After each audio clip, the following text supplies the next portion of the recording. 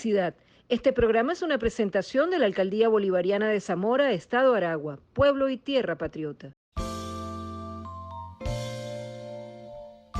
Saludos desde Caracas, República Bolivariana de Venezuela, territorio libre de analfabetismo, a los libreros mediáticos que sintonizan La Librería Mediática, un programa en el que los libros y la televisión tienen mucho que ver, un programa en el que los lectores de todas las edades son protagonistas.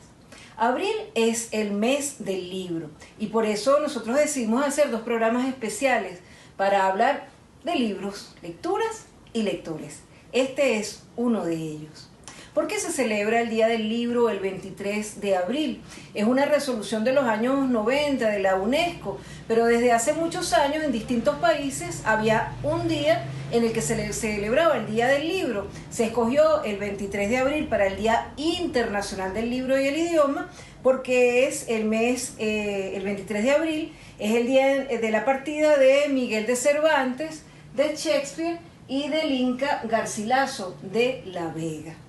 En Venezuela se distribuyeron 1 millón de Quijotes en 2005 en lo que se dio en llamar la Operación Dulcinea. Y esta es la edición especial que se hizo en esa ocasión. Es una selección de los mejores pasajes de Don Quijote de la Mancha, como para que una primera lectura sea dada a esta obra universal y que podamos luego buscar ediciones más completas. Esta edición tuvo el prólogo de José Saramago, Premio Nobel de Literatura, y la presentación del entonces ministro de Cultura, Farruco Sesto. Bueno, es un libro fascinante y el Día del Libro, bueno, para nosotros, para los del equipo de la Librería Mediática, para los lectores, para los libreros mediáticos, no es solo un mes, no es solo un día. El Día del Libro es todos los días. Y el libro no es solamente el libro que tenemos en casa. Dentro del libro tenemos muchísimas facetas, muchísimas aristas. No solamente es una feria del libro, el decir que haya un gran desarrollo del libro en un país. Están las editoriales, las imprentas, las distribuidoras, los ilustradores, los escritores, las librerías, las bibliotecas, los libreros, los bibliotecarios. Hay una cantidad de gente que se mueve alrededor del libro. Luego de la guerra económica, luego del bloqueo y las mal llamadas sanciones, que no son más que agresiones hacia Venezuela desde Estados Unidos y Europa, pues el mundo del libro, que había tenido un gran florecimiento durante toda la Revolución Bolivariana, sufrió una gran crisis y luego vino la pandemia. Vale decir entonces que en este mes del libro sería una buena oportunidad para que nos detengamos a reflexionar qué es lo que vamos a hacer para que surja nuevamente esta realidad del libro que teníamos en Venezuela, en la que había cadenas de 17, 20, 30 librerías, en las que el surtido de las librerías era inmenso, en las que entraban libros de todos los países y se exportaban libros de Venezuela hacia el mundo y se imprimían muchísimos libros en Venezuela y se subsidiaban para que cada casa tuviera su propia biblioteca personal. De modo que este año, el Día del Libro, es un día de gran reflexión para todos y es un llamado a quienes tienen poder de decisión para que se detengan a pensar cómo hacer para que florezca nuevamente el libro en Venezuela.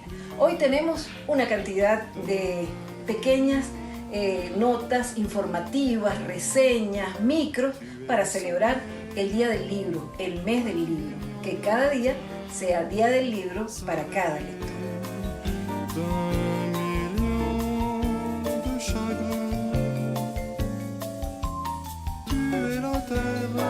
Durante años hemos fotografiado atardeceres viendo al Guaraíra desde el Cafetal Caracas. Compartimos fotos y palabras.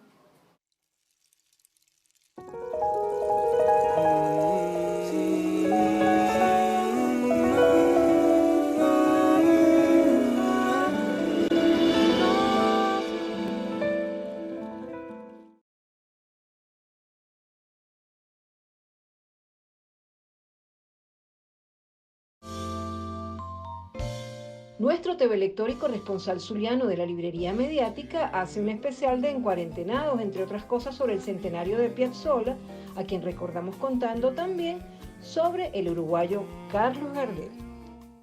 Hola, aquí estamos nuevamente en Cuarentenados, pero escuchando buena música. Estamos escuchando parte del concierto para quinteto de Astor Piazzolla. Astor Piazzolla nace el 11 de marzo de 1921 en la ciudad argentina de Mar del Plata y fallece en Buenos Aires el 4 de julio de 1992. Astor Piazzolla fue bandoneonista y compositor argentino. Como ustedes saben, fue el gran renovador del tango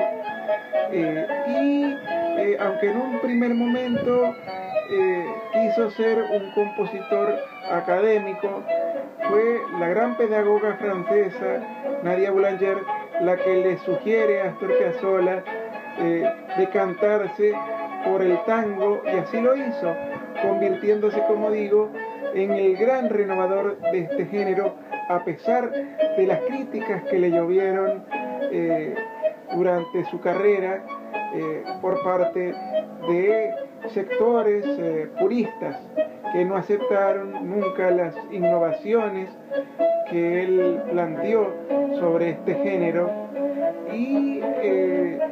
pero lo que hacían estas críticas era estimularlo más a componer y a seguir innovando.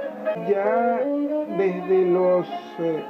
desde su tierna infancia llegó a impresionar a sus familiares, incluso llegó a demostrarle su talento a nada más y a nada menos que a el gran Carlos Gardel, quien, impresionado por su talento en el bandoneón, quiso llevárselo con él de gira. Este encuentro entre Piazzolla y Gardel fue en Nueva York, mientras Carlos Gardel se encontraba filmando la película El día que me quieras.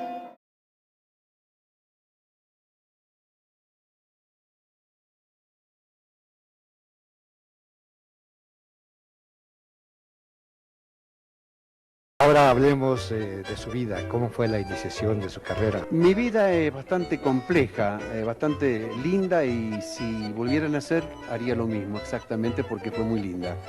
Sé que yo a los 9 años empecé a estudiar el bandoneón y estudié música clásica. Estudié con un maestro en la ciudad de Nueva York, estábamos viviendo con mis padres allá.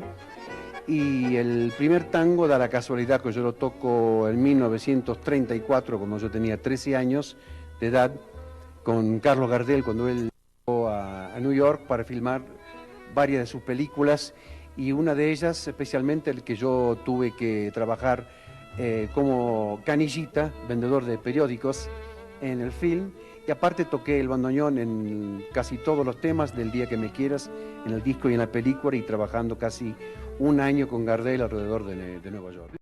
Tuvo muchas agrupaciones a lo largo de su carrera. Tuvo una orquesta de cuerdas, un octeto, un noneto, un quinteto al que siempre volvía en cada nueva experiencia y siempre renovada. Y bueno, siempre renovaba, quiero decir, su estilo, me refiero. Y bueno, en el caso del quinteto hay que decir que tuvo varios integrantes.